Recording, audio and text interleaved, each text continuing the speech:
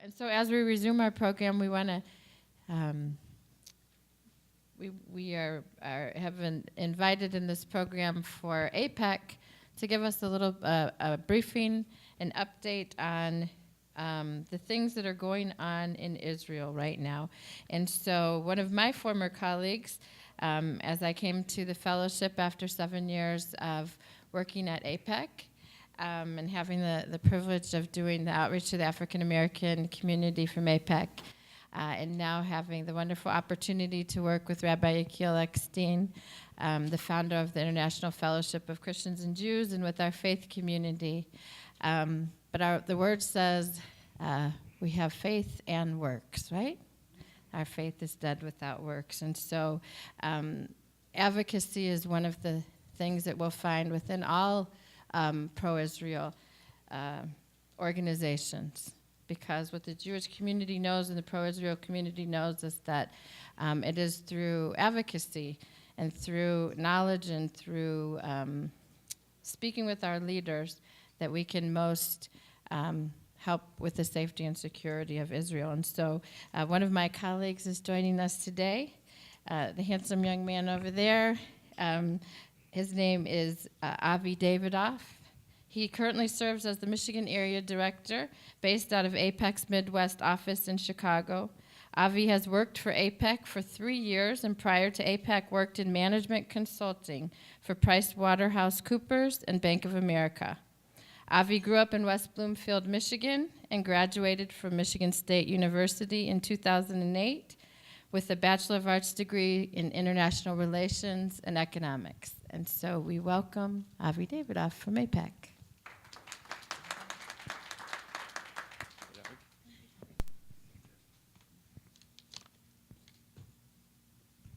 Holding on to this. Good afternoon, everyone. So, Christina, as she mentioned, is a former colleague of mine, and we're so happy for her in her new role, but we miss her so much. So, how many people have heard of APEC? Show of hands? Okay. And I know I see familiar faces. I know many of you are involved with us. So I guess before I explain a little bit about the organization, I am the Michigan director for APEC. We don't have an office here, so I'm based in Chicago.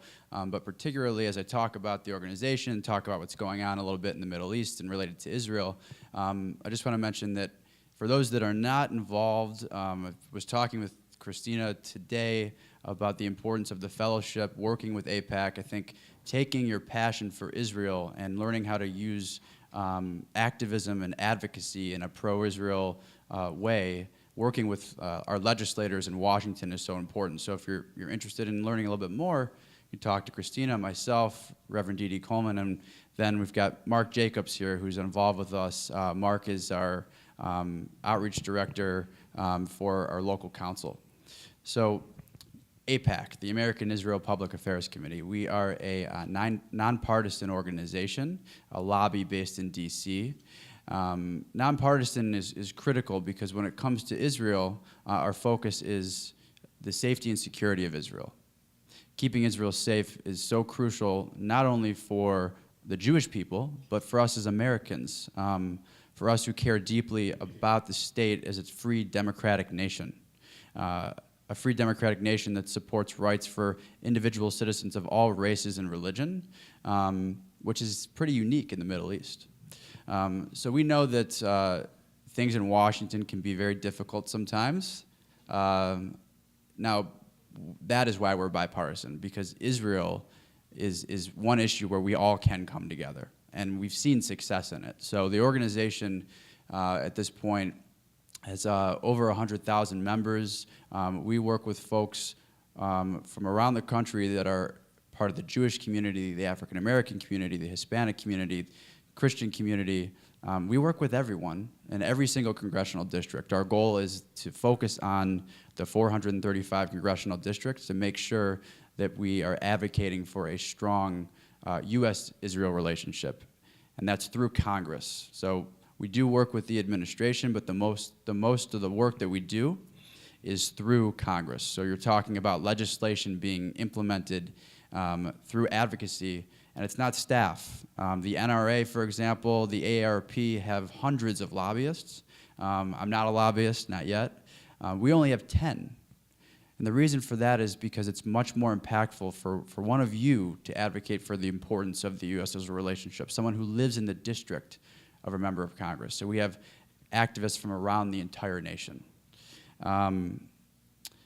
So that's AIPAC. I could go on and on and on, but I'm happy to take, I think I'm going to be part of a panel in a little bit, and I'm happy to take questions on the organization, but also on Israel. So there's always a lot going on with Israel in the Middle East. There's no question about that.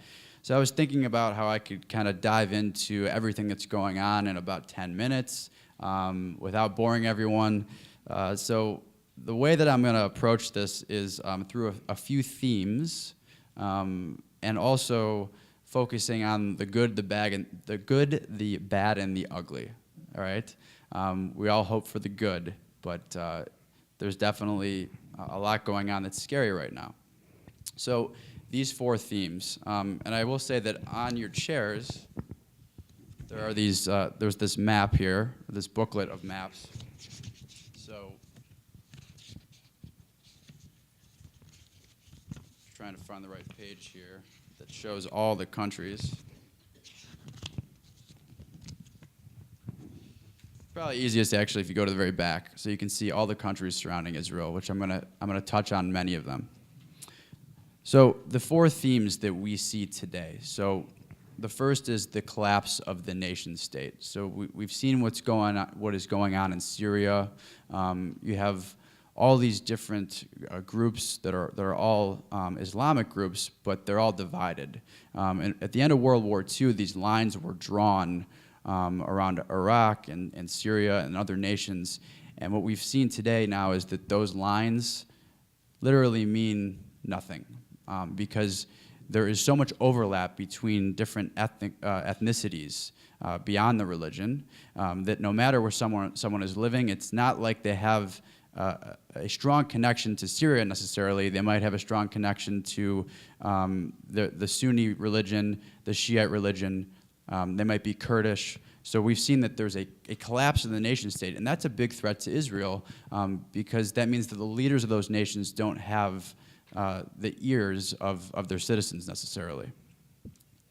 The second theme is radicalization. So we're seeing a radical movement with ISIS as an example, but ISIS is the Sunni radical end of it. There's also the Shiite radical sects. So we've seen in Yemen in the last few days that there is a Iranian-sponsored terror group that is Shiite. So radicalization is really crucial to Israel's safety and security. During the Soviet Union and during the Cold War, what we saw was pan-Arabism. So it was more of a cultural unification of Arab nations. And so President Nasser of Egypt was one of the major founders of this. And so what we've seen is a shift from pan-Arabism to radicalization, more rooted in religion. The third theme that I want to mention is probably the largest threat not only to Israel, but to the entire world, and that is the proliferation of conventional and non-conventional weapons. So that means nuclear and non-nuclear. We see it all over the Middle East, and a lot of these weapons are pointed at Israel directly right now.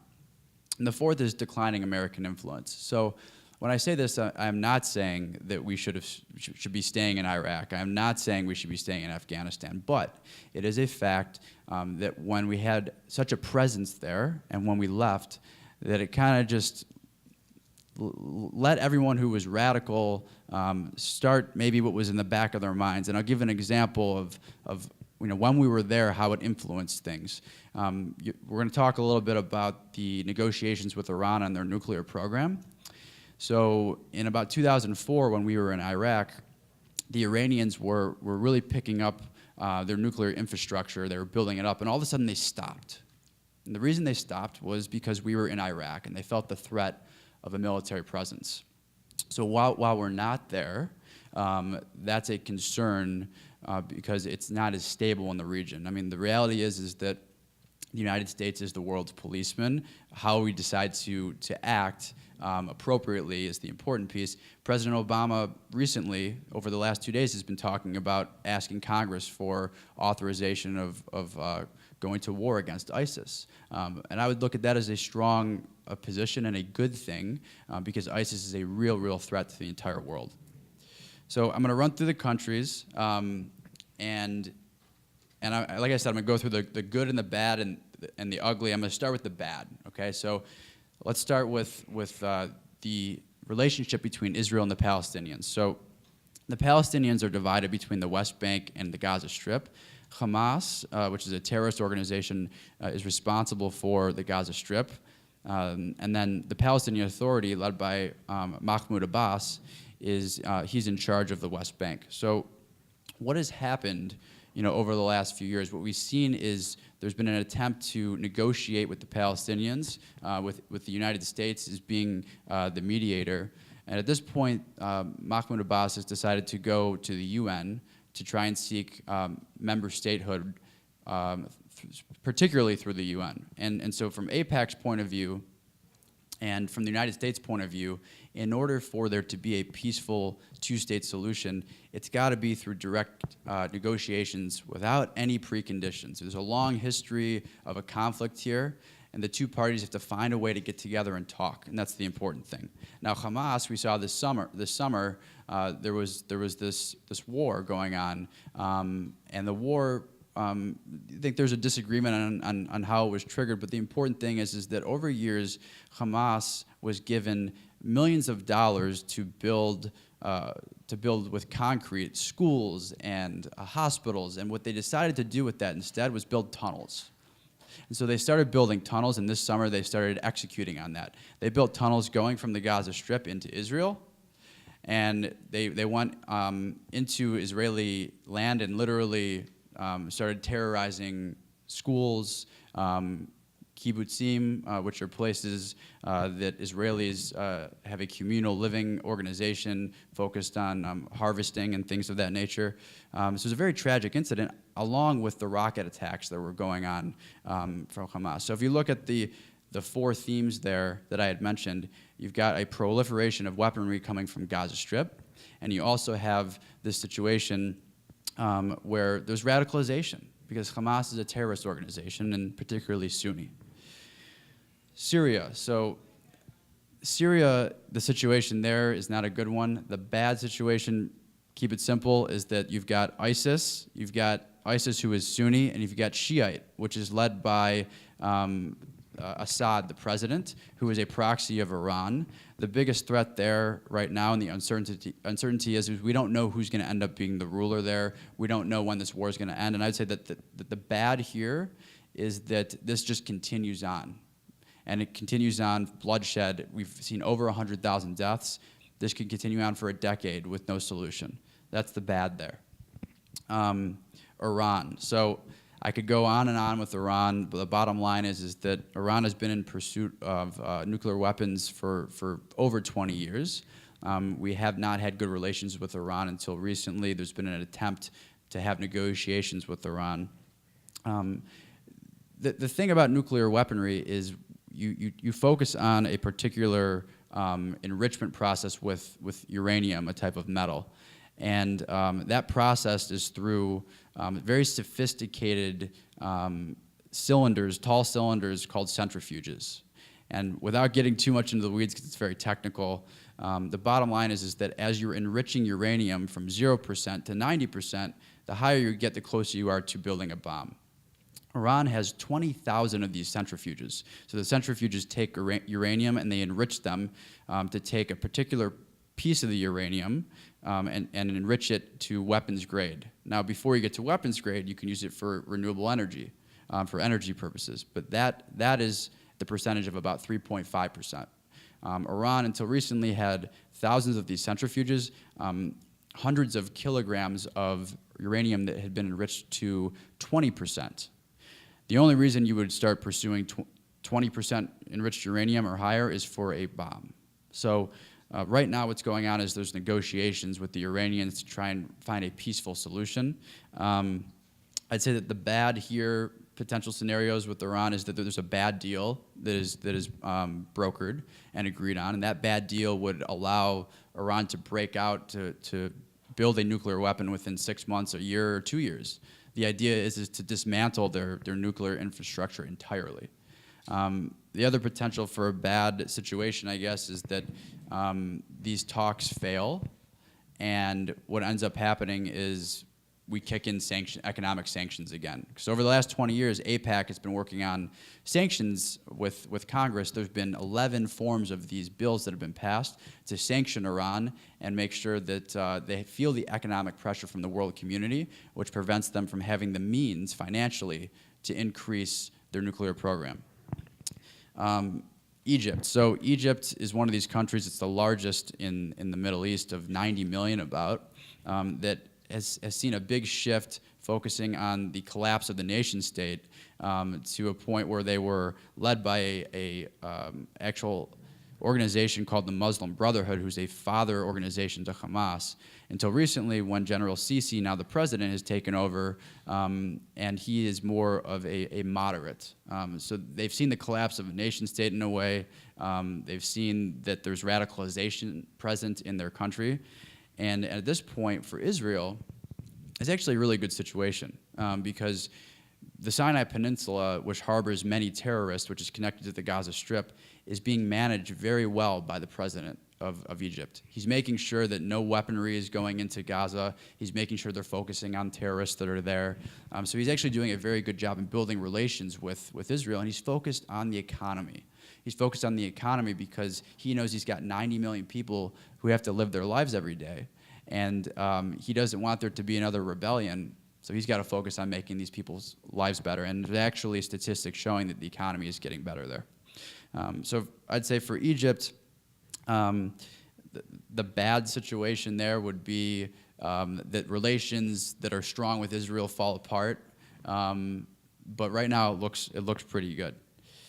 Jordan, I won't dive into too much, but Jordan and Egypt and Israel, I'd say, are the closest allies of the United States in the Middle East. Jordan, led by King Abdullah, as of recent, if anyone saw or heard about the awful burning of the Jordanian by ISIS, we just allocated millions of dollars to the Jordanians on top of the couple billion that we give them a year so that they could fight ISIS. It's a good relationship with Jordan. I said that the bad situation there is that you could see a shift from a more moderate regime to a radical regime. Okay, so let's focus on the good. I'm sorry, the ugly. Let's go to the ugly, and then we'll end with the good. So the ugly for the Palestinian Authority, the relationship with Israel, would be that the Palestinian Authority collapses. And that is a horrible situation if that happens, because that means likely that Hamas would end up taking control of the West Bank. If that were to happen, there's probably no prospects of peace. So is that something that's on the radar? Probably not, but we have to keep that in mind. Then you've got Gaza and Hamas. What's a situation if they don't take over the West Bank, but it's an ugly situation, is they have in their hands not only these rockets that they're firing into Israel, but maybe chemical weapons or even nuclear weapons. So that's the ugly there. Then you've got Syria. So I'd say there's two scenarios of ugly that could happen in Syria. Eventually, as I mentioned, these state lines are meaningless. Syria is not going to have a nation state. It will be broken up into many nations. It may take 10 years, 20 years, but Syria is not going to exist at some point. The ugly is one of two things. This is really not a great situation, I guess is the best way to put it. ISIS. If ISIS takes over, or one of the other radical Sunni regimes, it's not good for anyone in the Middle East or anyone in the world. Now, if Assad, the current ruler of Syria, ends up maintaining control as a Shiite Muslim and also someone who is an ally of the Iranians, I'd say I'd combine this with Lebanon. One of the ugly situations we could see is where there is a situation where the Iranians, the Syrians, and the Lebanese form a Shiite hegemon that is focused on the destruction of Israel. That is probably the ugliest situation we could see. Hezbollah has about 100,000 rockets right now pouring in at Israel. So the biggest concern for Israel is making sure they have the missile defense. But what if chemical weapons end up in the hand of Hezbollah, who rules Lebanon, or a nuclear weapon? Those are the ugly things that we could see. Then we've got Egypt. Like I said, Egypt is very strong relations right now with the U.S. and Israel, and also Jordan. So the ugly there is to see an organization like ISIS or a radical Shiite organization take over. So if you think about those four themes that I mentioned, this radicalization, this wave across the Middle East, we don't know if the Shiite-Sunni battle is ever going to have one particular hegemon, but I would say that in each one of these nations there is a threat of radicalism taking over the governments. Now, we'll go into the good. Let's be positive and end on a positive note. We want there to be peace with the Palestinians and the Israelis. AIPAC strongly believes that is important for the future of Israel. But like I mentioned, it's got to be through direct negotiations without preconditions.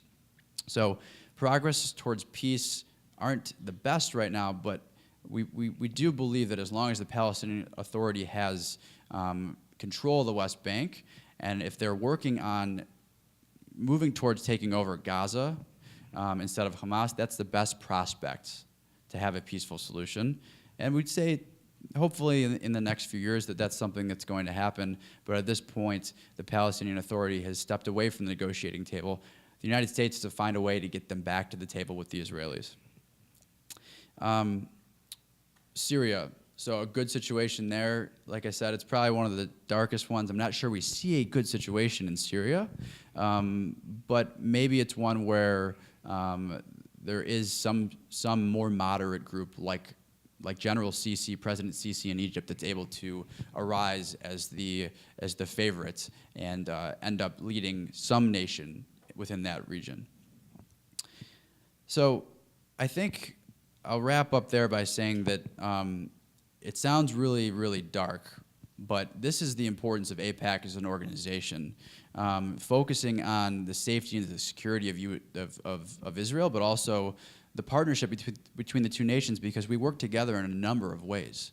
The biggest threat, as I mentioned, is Iran, and you're gonna hear a lot about that for those that are coming to AIPAC Policy Conference, which is March 1st through 3rd.